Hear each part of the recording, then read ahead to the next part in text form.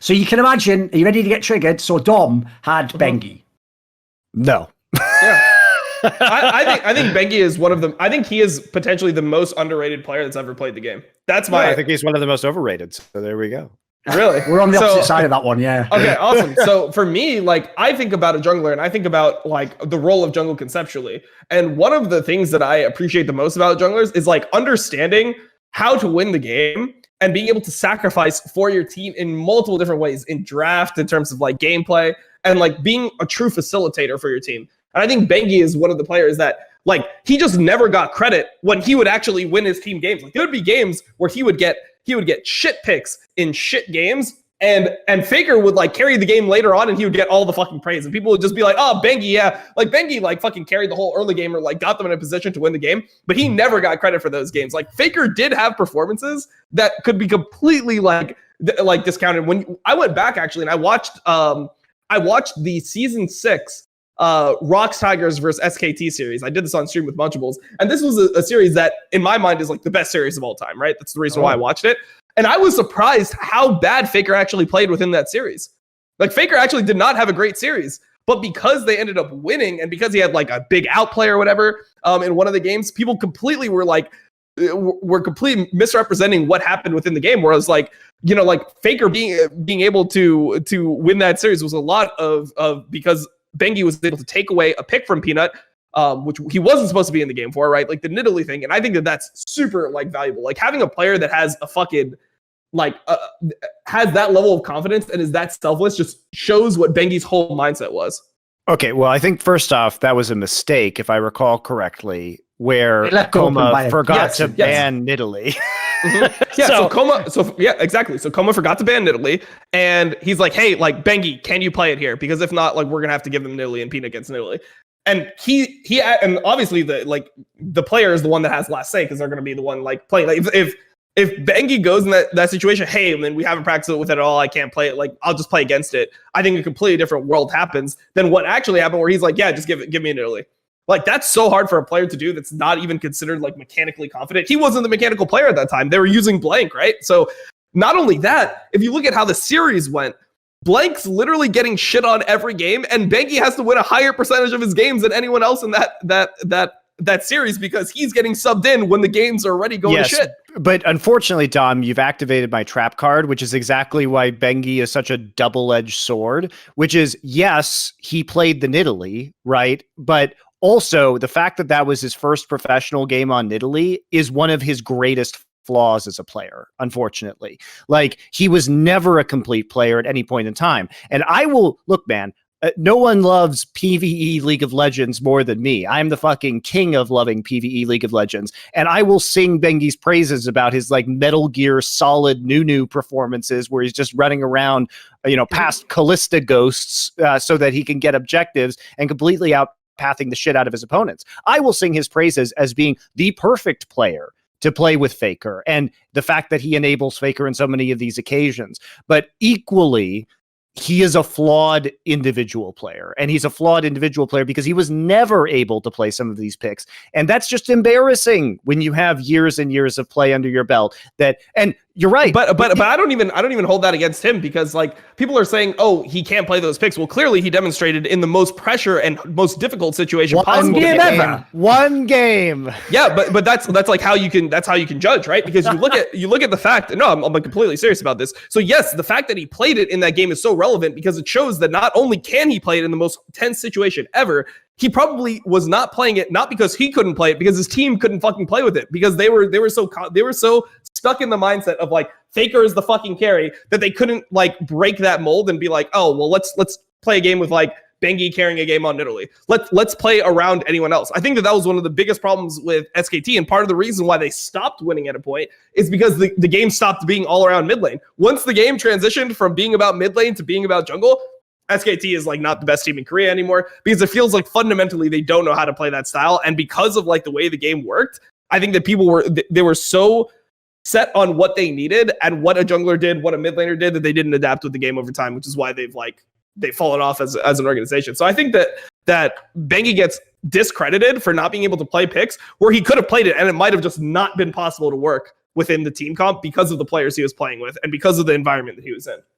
Right, here's the thing. Here's my angle on this. I've got two. So one is I actually think the exact polar opposite, which is the only reason SKT won any world championship not called season 3 is because they hard played around FAKER when it made sense to and let FAKER call everything he wanted. So when he didn't need the jungler and the jungler could afford to just farm, he would just say, don't come, I'll pretend like you're there and I'll do all these mad dances near the jungle where I'll make people believe you're about to come out the brush if they come in on me, and if they don't, maybe I just get some free hits on them and they have to go off the CS. Or on this particular account, now I need you to be there, now you do exactly what I say. I think that Dopa video that got released last year was mega intriguing because I'd heard from loads of the really, really good Korean mid laners, like FAKER isn't just beating us because he's better at CS or he's better on the champion. Like he also just knows how to play the game where it's like he's inside your head, and as a result, like it's like he always has the jungler there when he needs it, and then when it isn't, he always fakes like it's there anyway. And that's not just that you do it 24. He's not like Marin. He's not just doing it like an idiot. Basically, what Dopa made the point of, right, is that if it's even in this series, the season 6 one against ROX, I'm pretty sure, when you go back and watch this one particular moment, FAKER legitimately sets up an entire gank by faking an area so it looks like Bengi's there when Bengi's pathing a different area, then creates a scenario where the other mid laner thinks they can go in on him, he has a fight and they use the jungler and get an easy kill, right? And basically, if you watch that game without knowing what Dopa explains about how he was distracting the mid laner and then how he faked this area, you would actually think Bengi did that. You would go, fuck, Bengi's a genius. Wow, what a great idea. But if you actually watch the way he was pathing, his path would have made no sense, basically. Like, there's no way he could have known this scenario would happen. FAKER was setting up the whole time. So I think it was the opposite, personally. And I think Bengi was just good enough, and he wasn't even for most years, to actually make FAKER be able to work. And there's a reason why they weren't playing Bengi beyond season 4. They used to play Blank, who was just a mechanical player, because basically, they won most of the games when they played him. Like, a lot of people don't know this. They won MSI without Bengi playing a single game. They hadn't played Bengi most of this Worlds until the playoffs, and they started to insert him during these games. They also won that same split in LCK without even playing FAKER in the finals. So yeah, I mean that was the year before. It was wrong year. You got the wrong year. It's okay. Okay. It's okay. 2015. Yeah. Wait, isn't that? Yeah, but here's the MSI? So the rest. That was EDG. 2017. I'm talking about. They lost EDG in the finals of MSI, and also that first when they won playing EDG was probably the single worst season of champions in terms of overall skill because they were recovering from the exodus in spring of that year that ever existed. Like you say, 2018 was bad, and maybe it was bad as a whole year, but as a single split, spring 2015 was pretty fucking depressing. And I have one more angle, and this is actually key because I think it counters, unfortunately, some of Dom's angle about like how he played under pressure and he had to come in when he was 0-2 down. Think about this for a second. He was able to watch the actual live game feed of the other jungler pathing for 2 games, then enter the server and play against him, and it was a player known for choking. That is so OP. No jungler in history has that. They have to play from game 1. They're not doing a full review in the break. They're just playing the series, bro. He's watching like us on the stream and going, well, I can see everything on the map and what I'm doing here. Oh, I get to play now. Cool, right. He normally goes up here. He actually has a tendency I think it's overrated down there. I think it's overrated because the amount of tendencies, like the amount of blanket, like things you can come up with in the jungle based off watching like 2 games is not going to be more than like watching the entire season up until that point, right? Like he's seen so many games of sense, like assuming that the players are actually doing their due diligence, they're doing VOD reviews on these teams. I feel like one of the worst things you can do is like look at 2 games from the series and then just be like, yeah, fuck everything I do up to this point. Like this is what he's doing within the series and he's going to do it every single time. Like I think you still have to just play the game correctly. And you know, it goes the other way, right? Like people use the other side of that argument to like discredit times where players got to watch the game and then came in, right? Like, so for example, I'm thinking of C9 versus TL where Blabber played the first game and then Svenskeren had to come in. And a huge thing that is talked about there is like, oh, what happens if Svenskeren got to play the entire series? So I think it goes both ways. Like it theoretically is an advantage, but there's a lot of things that could actually happen within that to like, yeah, I mean, not necessarily completely play. Like the other thing is we got to see in finals, right? Like Soaz play the final game into IG, and it's like, oh, well, they had already lost at that point, so nothing had changed. Like you could end up being so beaten down at that point as a team that there's no ability to recover no matter what. Like, so I think it's a really hard position to be put in. I don't think it's automatically like, oh, well, he got to watch 2 games, so of course he's going to smurf the series. Especially when you consider, like, not only do they choke, like, or they lose 2 games, the other thing is that when he came in, like, the coach is fucking up the draft and shit. Like the coach is like putting him on something that he's never even played before. So like whatever he's thinking of, like, oh, this is how Peanut plays, this is what he's gonna do. Like he's probably thinking it through the context of like, okay, and this is my job. Like these are the champions I'm gonna be playing in these matchups. He's not thinking like, oh shit, I'm gonna play a random Nidalee game. And if you watch that Nidalee game, the amount of like pressure that he had within the game, like he's burning flashes, like he's behind enemy turret, he's forcing so many summoners. He's doing so much in the game, and then like. Honestly, I don't even think FAKER deserved to win that series. I really don't think FAKER deserved to win that series, which is not the interpretation I had when I watched it for the first time in 2016. Plus minus in history, who won the other one more games, FAKER or Bengi? Oh, FAKER for sure. Okay, just saying, because he made that sound at the end there, like he fucking saved his bacon, you know. Yeah, and also, like, again, it was a one-off on Nidalee. There's a reason why they never played it, because he was just not a mechanically strong player. It wasn't some, like, in-depth strategy. Well, I mean, but he was at points, right? Like, so, like, in season 3, you'd have to consider him one of the strongest mechanics. The argument in season 3, yeah. The argument, yeah, in season 3, sure. The argument you're making is like Scottie Pippen was the greatest small forward of all time when he was only really, he was good, but he was only truly excellent in his relationship to Michael Jordan. That's a bit of a reach there, Monty. It's a bit outside your purview on that one, mate. He was a very good player. He wasn't definitely wasn't the best at his role, but I agree, yes. That's what I'm saying. I'm not saying there's one other angle. I forgot to say this. The reason why I gave that angle of, like, I think it was all through FAKER is because this is the worst thing about the ROX Tigers versus fucking SKT that ruins the whole discussion, is that people only look at the end who won the championship and go, right, they're the best the whole time. ROX Tigers and GE Tigers were better than SKT every split except fucking one or something mental, like 3 out of 4 splits. They were the better team. The problem is they fucking chalked away the finals every time except when they just played KT and KT did them a favour and beat SKT. So that means SKT weren't the best, but they still won and then would win Worlds as well. Yeah. That means that the team wasn't that sick. So the problem is, one of the reasons they weren't that sick is their jungler was a fucking liability and they had to keep using, they even had another guy called Tom before that they were trying. They were literally saying, anyone out there, is your name not Bengi and could you have hands that work, right? Please play jungle. And then if we have to, we'll put this corpse back in the game. Like, so, I mean, they did that with, like, the entire team, right? So, like... By your logic, I'm just asking, by your logic, you include Kkoma among the people who thinks Bengi is mad. He underrated Bengi.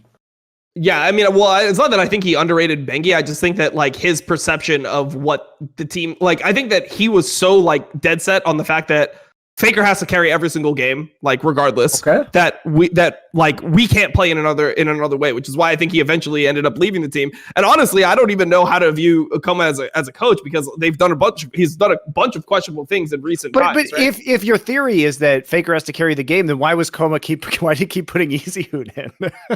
Well, I mean, that to me was literally like it looked like an ego thing. It looked like we don't need to use FAKER because we're so much better than everyone else. That's how I perceived that, was that, like, because they were so ahead of other teams at that point, like, what's the point of using our, like, ace if we can beat you with our king? You know, that's kind of how I saw it. So there's that, and then there's also, like, the reason I don't fuck with the, like, Scottie Pippen example is because, like, the jungle changes fundamentally in what its relation is to the game consistently, and like, small forward doesn't really, like, it's not like small forward sometimes, like, I mean, you can have a carry small forward, right? Like, you can have a LeBron James who's like a carry small forward, and it's going to be equal in all the basketball metas, right? Yeah. Like, so, like, but it's not like that for jungle, right? Like, in jungle, there's metas where you just have to play tanks, right? And you don't have the ability to play carries. And there's times where you were, so, like, within the times where Bengi played, I think he was, like, playing well within the role. So I think that Bengi is just really underrated because of just, like, overall what his influence on the game was. And it's like, people just forget when FAKER dropped the ball, it wasn't like random other people would carry. It was normally if FAKER didn't carry, then Bengi would carry it. It's like those moments I feel like mean so much if you're gonna win multiple. Like, how many world championships does SKT win with, instead of those 4 years that they had Bengi, they have Dandy for those 4 years. All of them? They maybe win in season 4. You think they win all? Yes.